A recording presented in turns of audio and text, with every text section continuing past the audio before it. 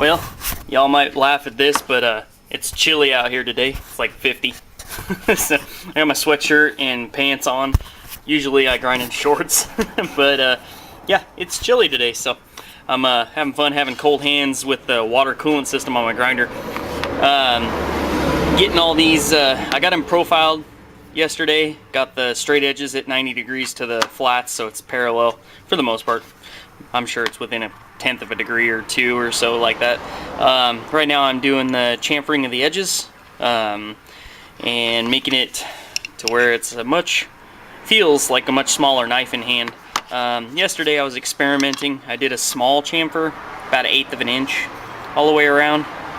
Kind of gave it a real blocky appearance, and it makes it fairly good size in your hand. But with the mini, they're the same size, basically. Exactly the same size, width-wise and everything.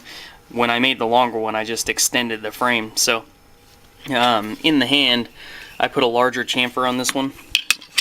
See if I can hold these both up. There you go. It's almost 1/4 inch, probably 200 thousandths, so about the same thickness as the material, say 3/16 or so.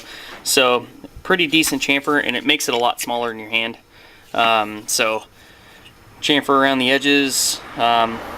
I'll clean up the bolt holes, so I got to do all these. It'll probably take me all day to chamfer these, all 32 of these I think there is. And then I'll take a Dremel and clean up the pocket here, because when you grind out the lanyard hole, it makes it really thin there, so I grind it back and it looks pretty cool. Brings it in just a little bit. And I try to make these with my fit and finish. I really have been trying to improve every time I do a knife.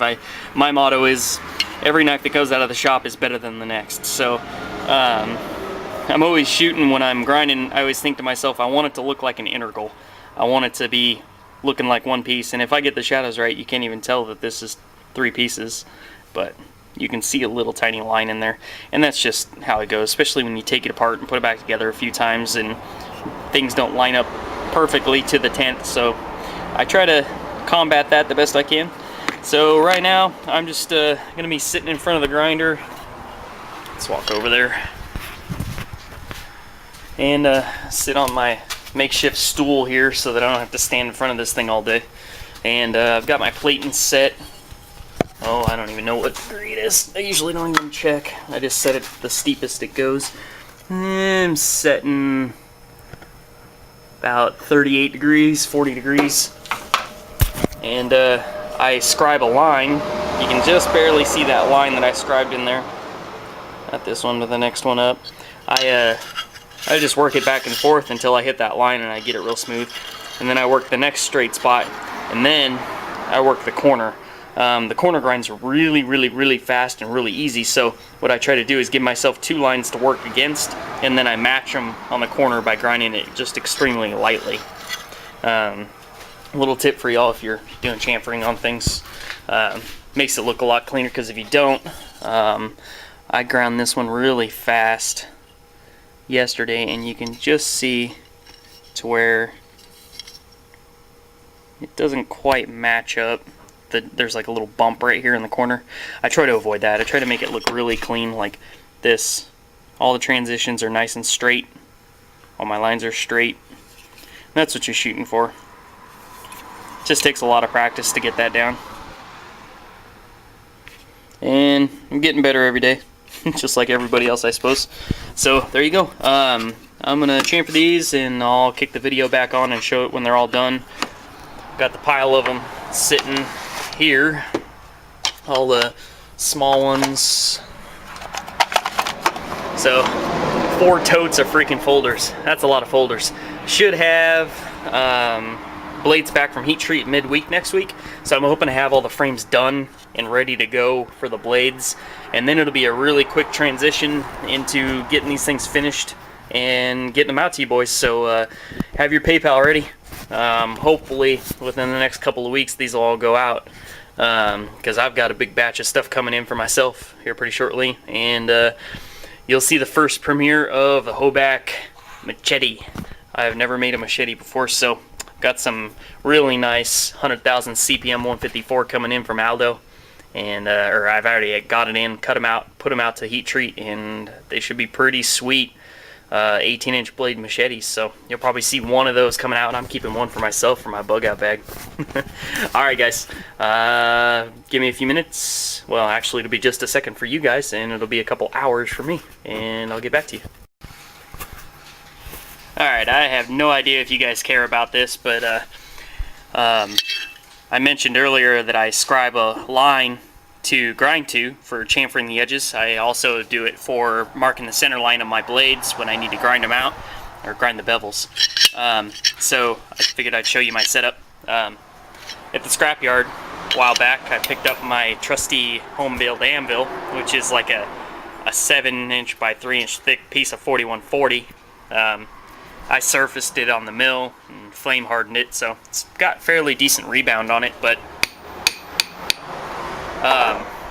I use this as my flat spot, and then I've just got a Mitutoyo height gauge here, like an old one, that I use. It's got a little carbide insert on the end of it, and I just set my height wherever I want it and drag it along the back side of it, along that corner, and I get a nice little scratch mark. And that's how we do it. And I beveled the edges of these so nice and crisp that cut the crap out of my finger. So, always fun. So now every one of you gets a piece of me in your blade. Alright guys, so we're on to milling the fullers and the minis. I am waiting for some more blades for my, some more belts for my belt sander. So I've only got about 1/3 of the large war horses, the edges beveled. So what I'm doing is I just set up my jig to bolt down the frames and mill the fullers in the frame. I got one set done just to make sure everything was squared away. So here these are. The edges are beveled on these on the belt sander all the way around, and then I just got done milling the fullers into it. So these ones are completed, and then what I'll do is I'll set the camera up here on the mill vise and let you watch me mill the fullers in the next one. Setting these up, so everything's looking pretty good here. I'm gonna do a continuation of the fuller probably in the clip after I mill out the insides of these. I've got some parts coming in. I didn't have quite enough pivots, so I got some of those coming in, probably some more screws and bearings. I had to order a whole lot of those. There was $250 in bearings to get all of them for these all these war horses. So yeah, kind of expensive to do these big batches, but it's totally worth it because it goes so much faster when you work in big batches and you just do one thing for each one. So yeah, I'm gonna take these apart. I'm trying to keep all the parts together now that I've ground them together, so I'll put this one back together, put it in the tote, and then grab the next one out of here, take it apart, mill it. So I'll set you up on the mill just a sec. Okay, got you all set up on the mill here, got the next part fixtured and indicated. So I'm just going to go back and forth and mill in the fullers on this so you can watch. Got my little clamp on the back side here, and then a 1/4-inch bolt holding it in through the pivot hole. So it's fairly secure. I'm fairly cautious on these cuts, so I'm only taking 10-15 thousandths at a time, so it might take a few minutes, but you'll see the process, and then I'll flip it over and finish up the other, well, I guess 7 after this frame I have left, and then we'll go from there.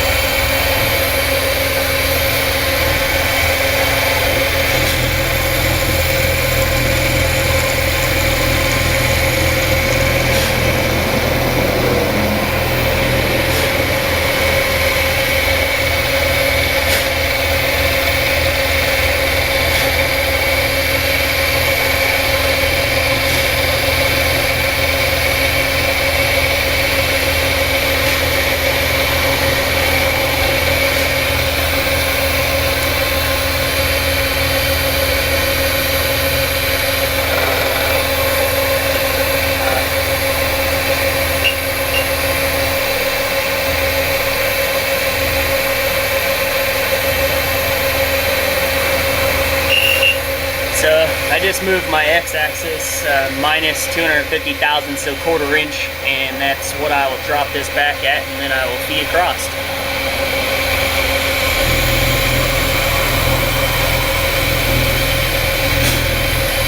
The non-lock side is a lot easier than the lock side. Lock side, I've got to deal with the lock itself, and one of the cuts goes right down the middle of the lock bar. So, and then one cut also goes down through the cut for the lock bar. So, gotta really pay attention when I'm milling those and take light cuts. And it's pretty hard to clamp that section down and mill it at the same time.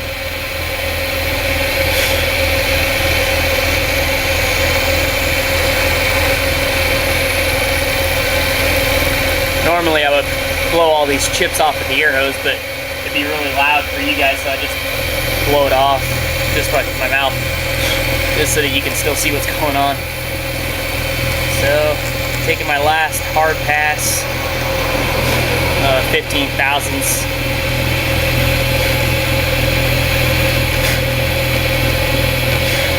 And bring it in real close and take my last skim pass.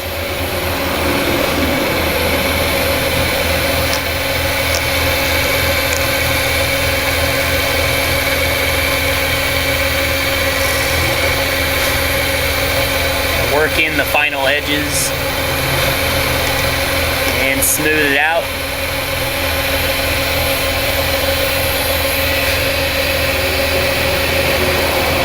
And voila, I'll jump over and just put a divot on this side because I can't make a full depth. Pop it in and drop down another 250 thousandths.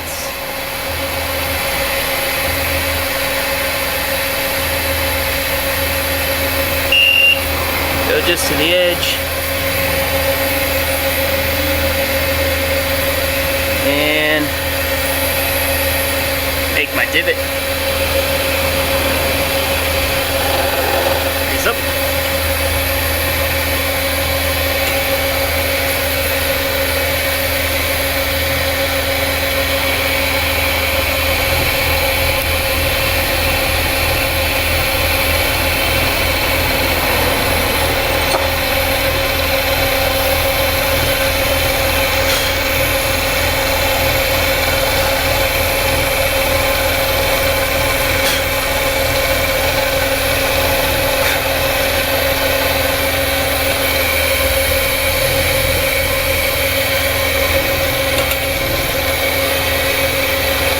To look around the camera here.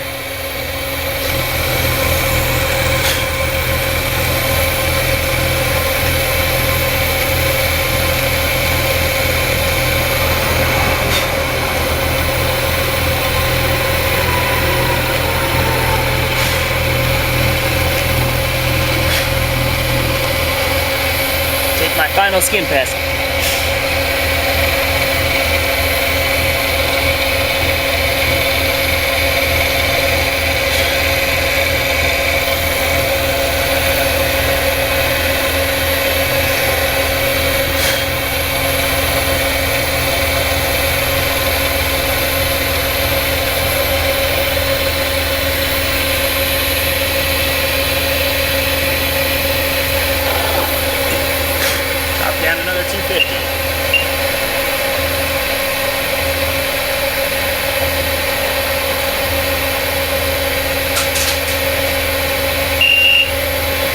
This one is going up.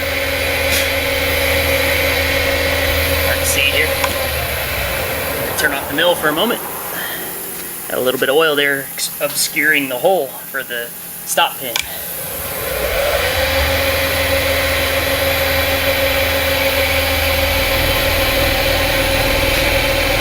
And I knocked this one just to the edge.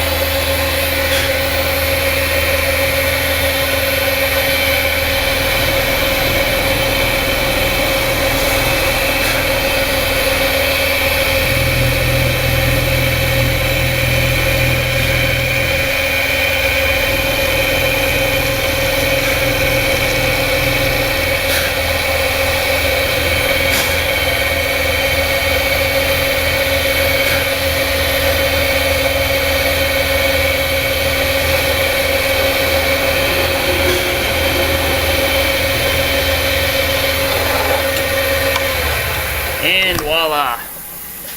Bring it over so you can see it.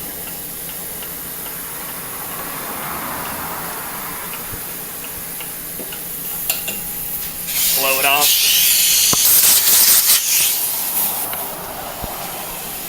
And voila, they are milled in. So, on to the lock side, and I'll do that, and I got 8 more of these to do, and then you guys will see some more video.